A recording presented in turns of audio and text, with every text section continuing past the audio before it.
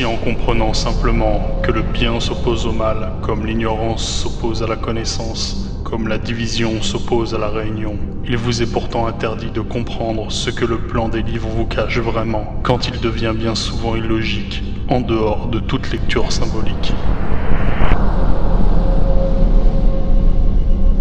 Car l'arbre au milieu du jardin, symbole du 4e jour, n'a pu commencer à grandir que depuis hier.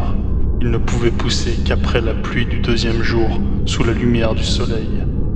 Et alors qu'ainsi il vient à peine d'en donner le premier fruit, l'homme venant au 6e jour n'en a en vérité toujours pas mangé.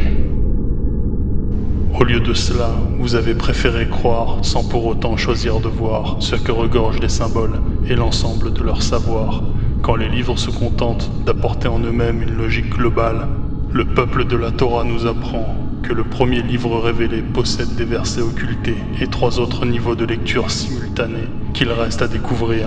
Alors, au-delà de toute lecture analytique, où l'on constate aucune date malgré un calendrier hébraïque, des plus fiables et des plus antiques, s'en suivra alors un déferlement de symbolique, aussi simplement explicite que le soir n'est pas le matin et que noir n'est point blanc. Car la volonté de Dieu s'oppose alors à la connaissance d'un Lucifer porteur de lumière. La création sera donc dès le commencement une succession de symboles d'opposition. Ainsi la lumière du premier jour, sans savoir encore d'où elle vient, s'oppose aux ténèbres, symbolisées tous deux par le soir et le matin, comme l'Occident et l'Orient, où le savoir arrive de l'Est et les ténèbres restent à l'Ouest. Au 2e jour, alors qu'est faite la division des eaux du haut et du bas, le dernier prophète dans la Sunna informe pourtant du symbole de l'eau, faisant référence à l'ignorance. Constatant toutefois que la pluie révèle par la lumière du soleil la connaissance des couleurs de l'arc-en-ciel, symbole de l'alliance encore occultée d'Israël, ainsi les pluies sont porteuses de connaissances, quand les affluents et réserves d'eau, lacs, fleuves, océans et ruisseaux, sont le reflet de l'ignorance. Au 3e jour, par la division de la terre et des eaux, s'oppose aussi l'ignorance de l'eau à la connaissance de la terre, car quand l'argile devient pierre, c'est sur elle que l'on partage les écrits, que l'on transmet les géométries des symboles pour des éternités. C'est sur elle que sont construites les églises, et c'est par elle que sont élevées les montagnes, et à Simon devenu Pierre fut donné plus tard le savoir du Père. S'ensuivra au 4e jour une coïncidence incroyable où le Seigneur créera de nouveau une nouvelle séparation entre la lumière et les ténèbres, tout en créant les astres solaires, stellaires et lunaires. Surviendra alors à la 4000e année la symbolisation des 3 religions révélées. Le peuple de la Torah commencera l'utilisation de l'étoile de David. Le peuple de la croix fera que son Christ roi d'Israël renaîtra tous les ans tel un soleil.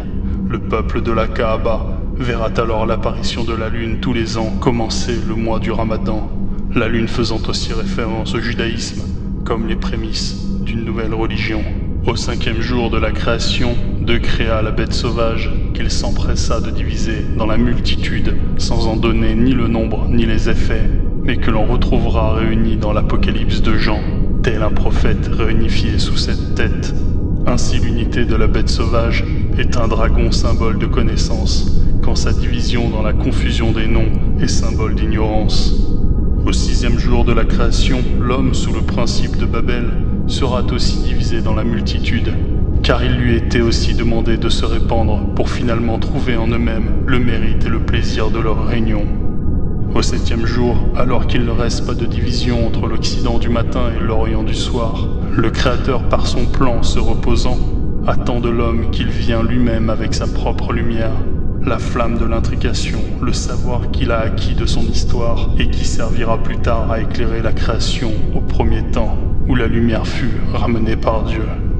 Ainsi, au regard de ces explications, vous constatez que le plan n'attribue dès le commencement de la Genèse pas d'autre symbolique que celle de l'ignorance et celle de la connaissance, comme les prémices d'une nouvelle logique, d'un livre dont vous spéculiez l'absence de symboles et leur sens. Pourquoi vous aurait-on caché des religions leurs fonctions ?